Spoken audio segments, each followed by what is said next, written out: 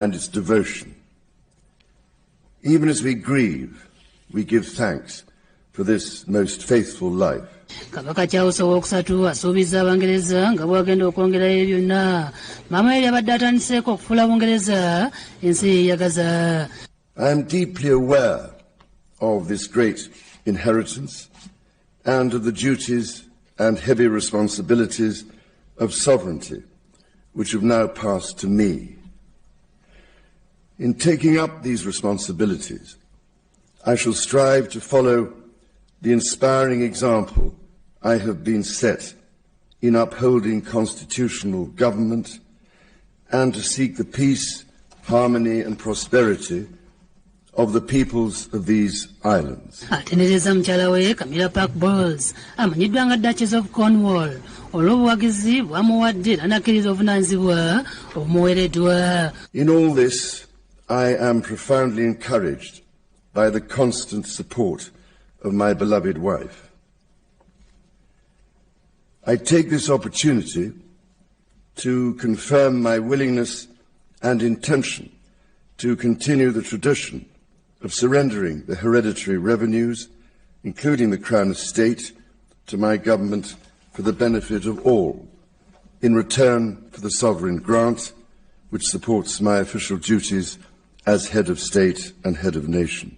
Omukyala Penny Mordaunt ng'ono yalondeddwa Ssaabaminisita wa Bungereza Liz Truss amusabye okuba ebirayiro okulembera obwakabaka bwa Bungereza. I, Charles III, by the grace of God of the United Kingdom of Great Britain and Northern Ireland, together with the government, worship, discipline, rights and privileges of the Church of Scotland. So help me God. Wawaddewo okunyanyagiza emirere nga n'emizinga gikubiddwa okwaniriza Kabaka Charles II. Do now hereby, with one voice and consent of tongue and heart, publish and proclaim that the Prince Charles Philip Arthur George is now, by the death of our late sovereign of happy memory, become our only lawful and rightful liege lord, Charles III.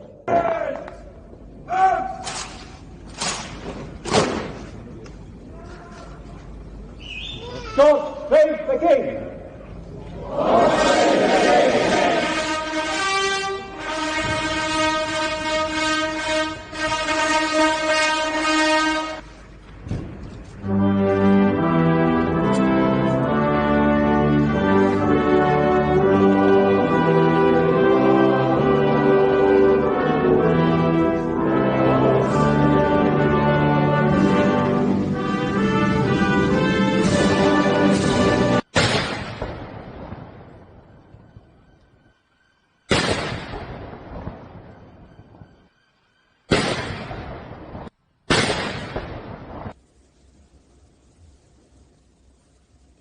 Amawulire ge gamu galangiriddwa mu kibuga ekikulu ekya Bungereza London olw'obubaka bwe bumu bulyoke butwala ebitundu by'eggwanga ebirala.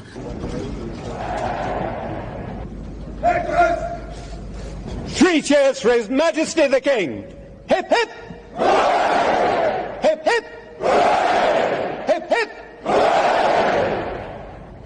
Mu kiseera kino ebyokwerinda binywezeddwa ku lubiri nga beeteekerateekera okukomyawo enjolo ya Queen Elizabeth II olunaku olw'enkya. Kitwalidde Kabaka Charles II emyaka 7 okutuuzibwa ku Nnamulondo. Kabaka Charles II abadde amanyiddwa nga Prince of Wales nga yawasa Lady Diana Spencer eyafuuka Princess of Wales ng'ennaku z'omwezi 29 omwezi ogw'omusanvu mu mwaka gwa 1981.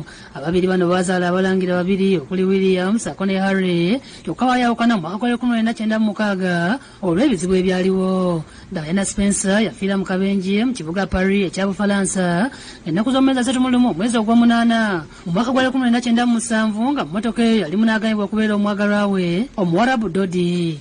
Prince of Wales yawasa Camilla Park Bowles ng'ennaku z'omwezi 9 omwezi ogwokuna mu mwaka gwa 2005 era Charles bw'afuuse kabaka kati Camilla agenda kuyitibwa Queen Consort nga Queen Elizabeth II yavudde mu bulamu bw'ensi bwe yasiima. Kati oluyimba lwa Bungereza olukulu lwakyusiddwamu ne luggyibwamu ekigambo ekibadde kiwaana n'abakyala ne bateekawo Kabaka Charles II.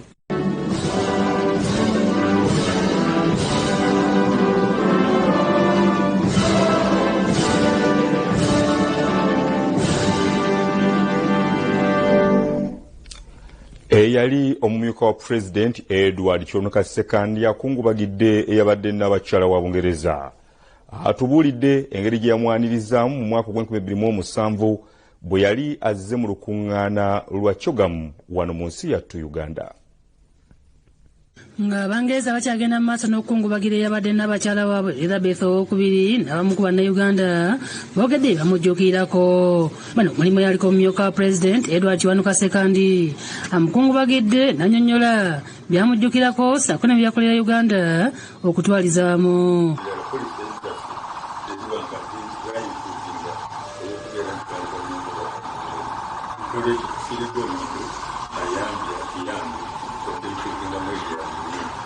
Sekandi yanyumiza engeri gye yayanirizaamu Queen mu mwaka gwa 2007 mu ssanyu bwe yali azze ne bba omugenzi Philip okwetaba mu lukuŋŋaana lw'amawanga gaali amatwale ga Bungereza olumanyiddwa nga Kyogamu olwali ku sipiikiriza oti Munyonyo.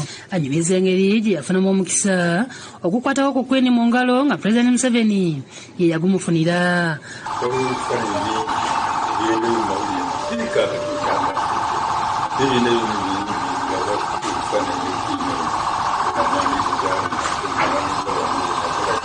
Abalala bakungubagidde Queen yali akulira oludda olwabula gavumenti mu palamenti Profesa Ogengala Tigo era nga y'omu ku bannamukisa abaali bamukutteko mu ngalo. Bino abyogedde akyaddeko wano mu kitebe kyaffe ekya Vision Group etwala ne Bukedde Family. I was glad that I was one of the key people who welcomed the Queen, the Speaker, the Deputy Speaker, the leader of government business, and me, the leader of opposition.